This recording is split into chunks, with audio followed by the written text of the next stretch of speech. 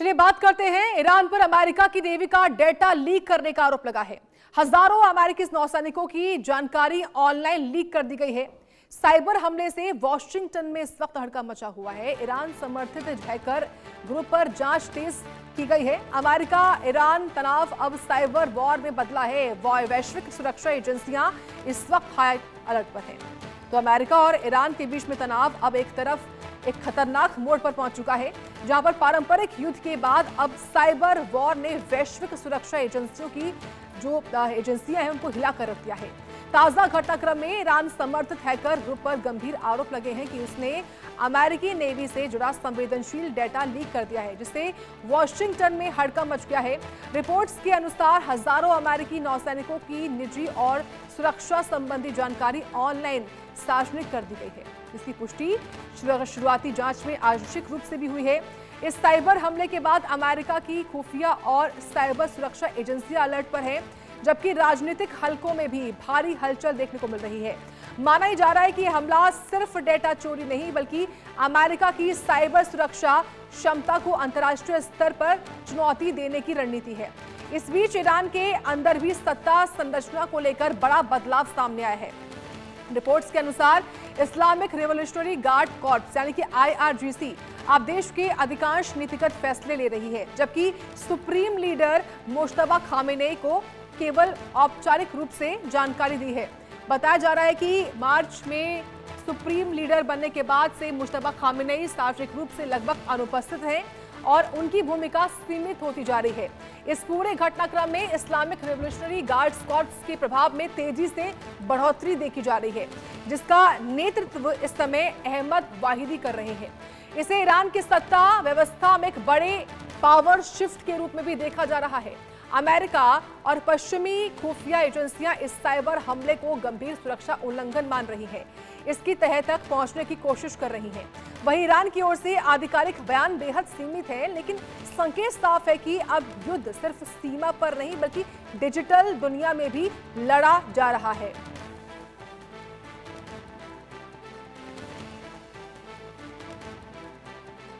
तो देखिए, इसी पर करेंगे चर्चा और खास मेहमान जुड़ चुके हैं, जहां पर कर्नल टीपी त्यागी हैं, डिफेंस एक्सपर्ट हैं। बहुत स्वागत है आपका।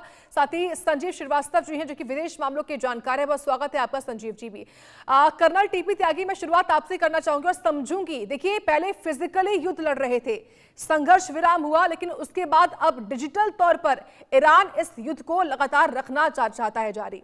लेकिन मैं ये समझना चाहती हूं आपसे, किस तरीके से ईरान का जो मकसद है, खास तौर से डेटा लीक करके, वो किस हद तक सफल हो सकता है? देखिए, ये दुश्मन के आर्मी में, दुश्मन के लोगों में डर फैलाने का एक मेथड होता है। अब जो ये साइबर अटैक किया गया है, ये वहाँ का ग्रुप है, हंडाला ग्रुप, और ये हंडाला ग्रुप कनेक्टेड है वहाँ की ministry of intelligence of Islamic Republic of Iran. और इस ग्रुप ने कब से काम शुरू किया होगा कि 2380 के करीब जो मेरीन्स हैं, जो वहाँ के नेवल के सैनिक हैं, उनकी जानकारी उपलब्ध कराई, उनका नाम, उनका नंबर, उनके घर का एड्रेस और उनकी बेस लोकेशन। अरे कौन बोल रहा है बीच में? हेलो, बोलिए सर, बोलिए।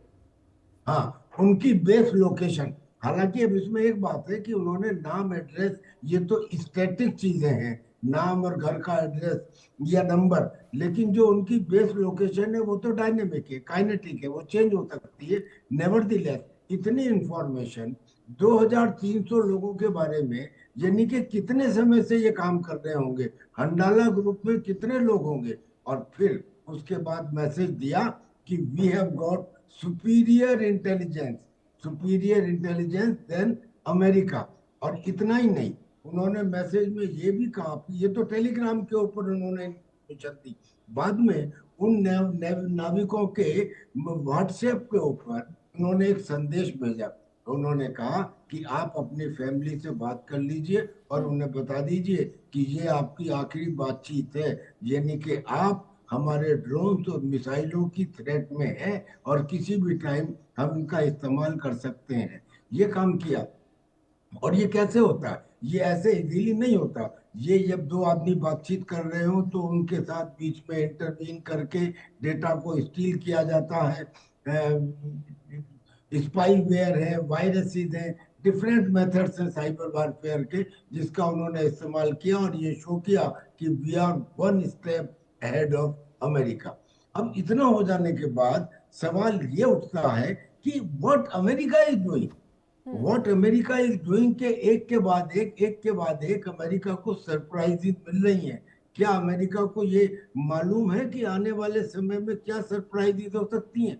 जिस तरह से अमेरिका ने कहा है कि मेरे जो फोर्सेस वहां पे डिप्लॉयड थे वो वहीं के वहीं हैं, प्लस मैंने उनको रीइंफोर्स कर दिया है। यानी कि पहले 2 एयरक्राफ्ट कैरियर थे, अब तीसरा भेजा, और तो और चौथा भी भेजने की तैयारी है, यूएसएस आइजनहावर। और हमने सभी तरह के अपने फाइटर एयरक्राफ्ट 200-250 उनके F-35 F-18 वगैरह ये एयरक्राफ्ट हैं, वहां पे रिफ्यूलिंग एयरक्राफ्ट हैं। ये ताकत तो बता दी, लेकिन क्या उन्हें ये मालूम है कि आने वाले समय में बेशक आपने उनकी नेवी के वेसल्स को नष्ट कर दिया हो, लेकिन उनकी सुसाइडल स्पीड बोट्स, उनके mini submarine, mini micro submarine जो इलेक्ट्रॉनिक इंजन से चलती हैं, आवाज होती नहीं है, पानी के नीचे रहती हैं, एम्बुश कर लेती हैं दुश्मन के जहाजों को, और उनकी एंटी शिप मिसाइल्स और उनके नेवल ड्रोन, ये सब तो अभी भी वाटर के नीचे हैं। और इसीलिए उन्होंने कहा है कि ये जो स्ट्रेट ऑफ हॉर्मुज है इसमें जहाज डूबते हैं। और आके तो देखे अमेरिका, अगर अमेरिका स्ट्रेट ऑफ हॉर्मुज में गल्फ ऑफ ओमान से दाखिल हुआ तो उसको वहीं पे डुबो दिया जाएगा। इस किस्म की थ्रेट टोटली हवा में नहीं हो सकती। There is something, I do not know what is going to happen, but now America and has to think again. हालांकि इस किस्म की बात डोनाल्ड ट्रंप करते रहते हैं, enough is enough, no more mister nice guy, and we are ready, तूफान के लिए तैयार रहिए और हम लिमिटेड और डायनेमिक एक्शन लेने वाले हैं। अब उनका तो मजाक उड़ रहा है जी। उन्होंने गालिब ने, जो उनके पार्लियामेंट के स्पीकर है, उन्होंने ये कह दिया कि डोनाल्ड ट्रंप को कि आपने 4 दिन पहले ये कहा था कि 3 दिन के अंदर ईरान की जो पाइप्स हैं ऑयल की वो बस्ट हो जाएंगी, क्योंकि उनके जो रिजर्वोयर हैं, जो स्टोरेज टैंक्स हैं वो भर चुके हैं, तो ऑयल की पंपिंग जारी रहेगी, लिहाजा पाइप बस्ट हो जाएंगे। तो उसने मजाक उड़ाया कि आज चौथा दिन है, 3 दिन तो बीत गए, एक भी पाइप फटा नहीं, और कहने लगे 1 महीने तक और नहीं फटेगा, हमारे पास अल्टरनेटिव मेजर्स हैं। तो ऐसी स्थिति में this has become a almost direct confrontation. More than the injury, it is insult to the injury. यानी कि इंजरी तो अमेरिका को हुई है, बेइज्जती भी हो रही है। वी हैव टू सी अब ऊंट किस करवट बैठता है। ठीक है संजीव जी, आप कितना सहमत है त्यागी जी की बात से? सवाल ये है कि क्या यह साइबर युद्ध दोनों ही देशों के बीच में सीधे तौर पर एक बड़े सैन्य संघर्ष को और भड़का सकता है? क्या समझे हम? जी, मैं बिल्कुल सहमत हूँ त्यागी सर से, और मैं इस बात को स्पष्ट रूप से देख रहा हूँ कि ये जो IRGC लेड जो इस्लामिक रिजीम है, वो इस तरीके की अन्य गतिविधियों को भी वो कर सकती है कि जो कि अमेरिका के हितों के लिए घातक साबित हो सकते हैं। और ऐसे में ये यूनाइटेड स्टेट्स ऑफ अमेरिका को चैलेंज देने जैसा है। और जैसा कि सर ने बताया कि एक अपमानजनक स्थितियां भी वो पैदा कर रहे हैं। तो ये जो IRGC की जो पूरी जो अप्रोच है और जो उसकी रजीम का जो पूरा कैरेक्टर है, उसमें मैं कोई सकारात्मक अभी तक कोई चेंज मैंने नहीं देखा है। रादर उसमें अब हार्डेंड वो होते जा रहे हैं।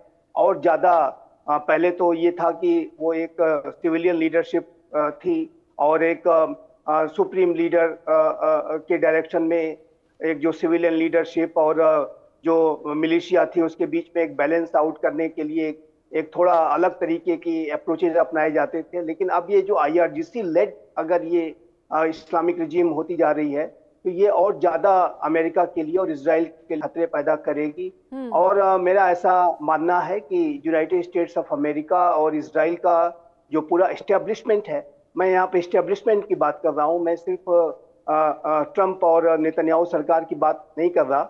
ये पूरे अमेरिका और इजराइल के जो एस्टेब्लिशमेंट को ये लॉन्ग टर्म पे और एक बहुत ही गंभीर तरीके से सोचना होगा। ये जो रिजीम है जो अभी तक वहां पर बनी हुई है ईरान के अंदर, उसको पूरी तरीके से उसको किस तरह से हटाने के बारे में वो विचार कर सकते हैं। और देखिए, रिजीम चेंज को कराने का जो पूरा प्रोसेस होता है वो एक बार में पूरा नहीं होता, उतना आसान प्रोसेस नहीं होता। और आपको मैं यहाँ पर अवश्य बताना चाहूंगा कि जो सद्दाम हुसैन की ऐसे ही सत्ता हुआ करती थी और सद्दाम हुसैन भी ऐसे ही अमेरिका को चैलेंज किया करता था और वो तरह तरीके से अमेरिका के लिए थ्रेट भी पैदा करता था। और गल्फ वॉर में कुवैत पर भी उसने हमला किया था और उस हमले को अमेरिका ने अपने फोर्सेस को भेज करके नाकाम किया।